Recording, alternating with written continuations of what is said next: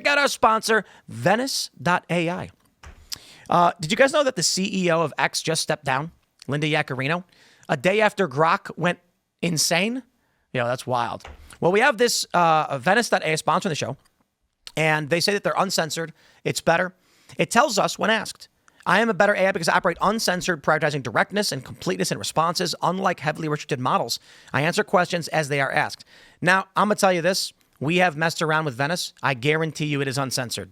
Sometimes a little too uncensored, but it is uncensored.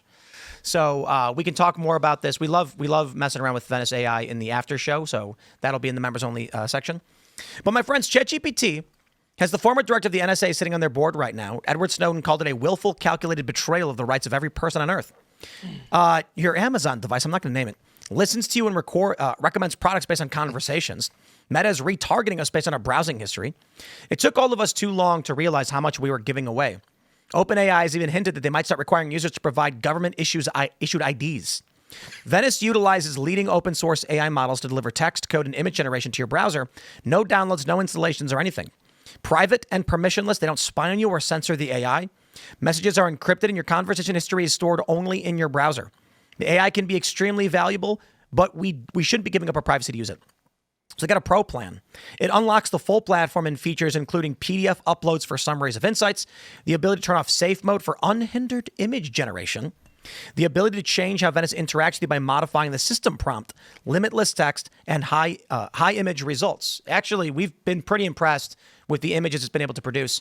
Highly offensive political images that all other platforms actually censor. So very good. So check out Venice.ai. And if you want to use AI without fear, you can get 20% off by going to Venice.ai/Tim. Shout out. And we're going to mess around with this again in the Uncensored Show because we love goofing off and it'll be weird. Here's a story from Newsweek. Ladies and gentlemen, Virginia politician doused in gasoline, then set on fire. This is a horrifying story. Danville City Councilman Lee Vogler, 38, was set on fire Wednesday in what police say was a targeted personal attack at his workplace, Showcase Magazine. According to a press release from the Danville Police Department, officers responded around 11:30 a.m. to the Main Street office after a man, later identified as Vogler, was doused with a flammable liquid and ignited outside his workplace. He was airlifted to a regional hospital, and the extent of his injuries is unknown. The suspect, Shotzi Michael Buck Hayes, 29 of Danville, fled the scene but was arrested without incident nearby. Police said the assault stemmed from a personal matter and was not politically motivated. Quote, based on the investigation at the time of this release, the victim and the suspect are known to each other, and the attack stems from a personal matter not related to the victim's position on Danville City Council or any other political affiliation, DPD said in a statement. Later Wednesday, Hayes was charged with attempted first-degree murder and aggravated malicious wounding. According to ABC 13 in Virginia, he's being held to Danville City Jail without bond. This is setting somebody on fire is... It's a whole other level. That's a whole other level. Well, that is not just trying to end somebody. That is trying to make them... That's trying to torture them. It's a statement. Yeah. Now, if his burns are over 60%, his chance of survival is relatively low. Yep. Now, the rumor is... It's over a lady. Oh, really? I don't know if this is true because they're saying it's a personal matter. Obviously, the story breaks, and I'm on X like I always am 24/7, and I immediately see breaking, and I'm like, holy crap! They say it's a personal matter, and everyone immediately was like, a Republican councilman was just doused because that's a statement like you were saying. You know what I mean? Never. Well, you got to go to a really dark place to want to set somebody on fire. Yeah, well, And because when you set someone on fire, your main goal is to make them suffer and then die. Yeah. It is horrible. Yeah. And I've seen stuff like that happen in Iraq when I was there in 2004. I was the guy who showed up and had to take pictures and write reports and stuff. And dudes are frozen in place, carbonized. They've been burned so badly. Oh, wow. It is brutal. Is this just, when we see these stories and they freak us out, is it just that social media makes it easy and these things have happened and we've had serial killers and murderers forever? Oh, no. There's people have been killing each other forever. I mean, just oldest profession. There needs to be more skits made of what it was like in past decades when everything was going wrong, except they didn't have social media at that time to pay attention to every awful thing that was going on in every other country of the world as well. Well, we used to have a thing called dueling. Yeah. We should bring back dueling. That way you don't have things like this. Like if this is over a woman and you would bring back dueling, right? Yeah. You just send him a formal invitation, and then it's enforced by law. Hey, you've been called out to a duel, and then handle your business. They allowed There's to do that? Would you want the duel to be like pistols at dawn, or would it be like sidearm and you got to Swords. draw swords? Okay. Swords and gun. Well, here's the thing. You could sell the video rights. You can have a whole industry about it, There you go. and like Aren't they still allowed to do this in Texas? They're allowed to like formally challenge someone to a fight. I'm not sure. I'm not up to speed on Texas law. Yeah. I think the thing about these kinds of stories that's so freaky is how this happens. It hits the news, and then within like 30 minutes, people on Twitter have already discovered the root. Because like they posted that the Shotzi, the guy that attacked, he had gotten a divorce like 2 weeks prior, and then they found out the guy that got lit on fire had multiple pictures with his now ex-wife.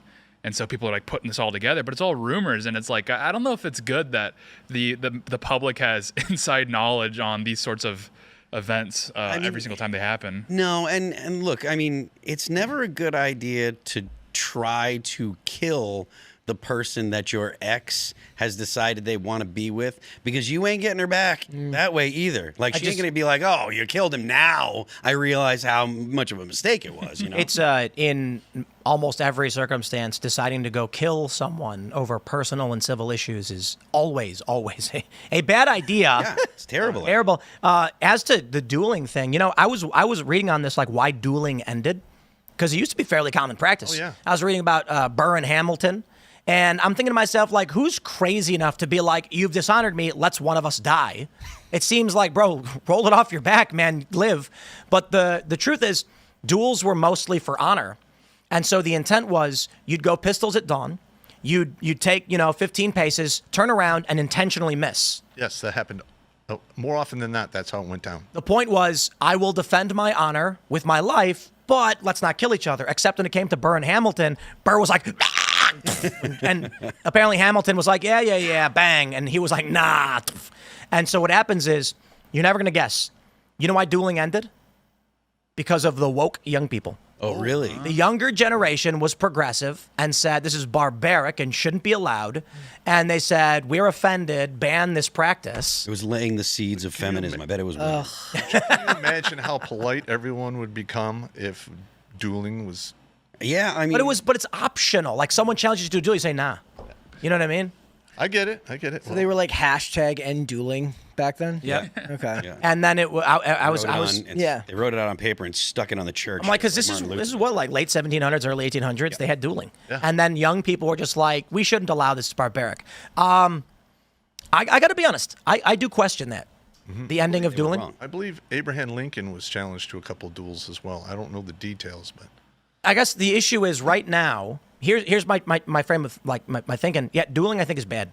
However, in Canada, they're pushing medical assistance in dying. Yeah. So it's coming full circle where it's like, look, you're making the argument that if people consent, they're allowed to end their lives. Even like in the Netherlands, they had this 26-year-old woman who was depressed.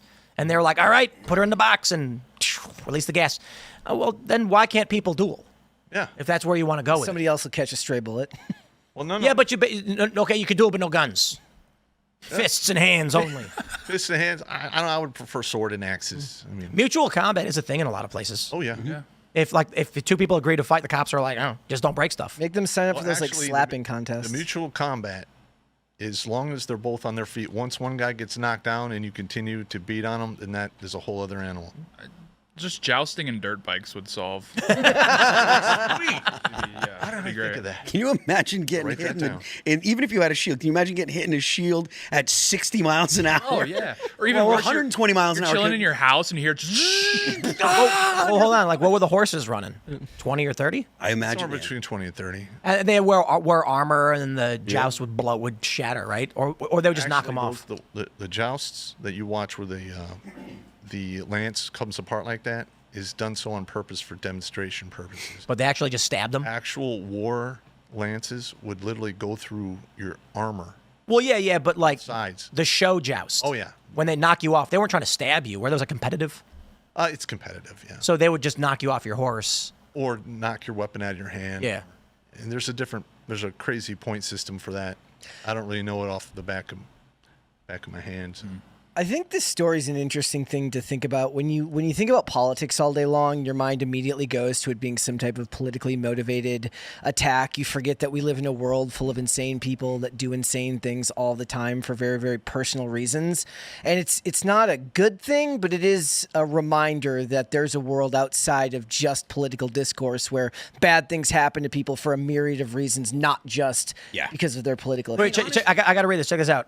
In Seattle, they have an ordinance, Seattle Municipal Code 12A06025. Keep in mind, AI is always wrong. But it says that so long as both parties consent willingly, no weapons are involved, no bystanders or property is damaged, and a police officer is present to referee and break up the fight when a clear winner emerges, you're allowed to fight in public. See, if somebody's like Ken Griffey Jr. is not the greatest hitter of all time, somebody else is like, at noon, outside your house, let's go. Yeah. And it's like, call an officer, have him come watch. Do you think the cops are going to be like, cool? They sign up Like, for hey, that. I got dual duty tomorrow. If it's male cops, yes. If it's female cops, they're not going to be like, I don't want Oh, it. they have No. side bets probably. Of course. Kidding me? What were you Yeah, saying? right. They send one patrol unit, 2 guys, and they're like, all right, I got the guy on the left. I'll take that bet. What you see going on here is obviously somebody lost the argument to the little head because it's not really big. There's not a lot of computing power there, and there's a hole in the end where all the bad decisions come out. I can guarantee you, if this is over a woman, that is what took place. And the dude's in his late 20s. Yeah, that's ridiculous. Throw it all away for what, dude? Yeah. That's crazy. Listen, It's crazy. Yeah. the vagina's not worth it. No. The vagina is not worth it. Pay attention. All right. You know, I was reading this that historically only 40% of men ever reproduced. Yes. Mm-hmm. Yeah. Guys were crazy. You want to talk about super expendable back in the day? Yeah. That was you. Yeah. Oh, yeah. Yeah. Yeah. Unless you were smart enough to not be. Yep. Or big enough. Yeah. Or lucky. Yeah, or lucky. Because back in the day, the king would roll in and like, all right, he's in the army, and then they would move on to build their infantry, corps. If you were out, picking turnips and you didn't get spotted, then you're good. Yeah. Well, that's actually an interesting thing why the name Smith is so common. Yes. The Smiths would never get sent to war, and when a country lost a battle, the Smiths were never executed. They were always taken to make weapons. Being useful is extremely. The smith was incredibly necessary. Right.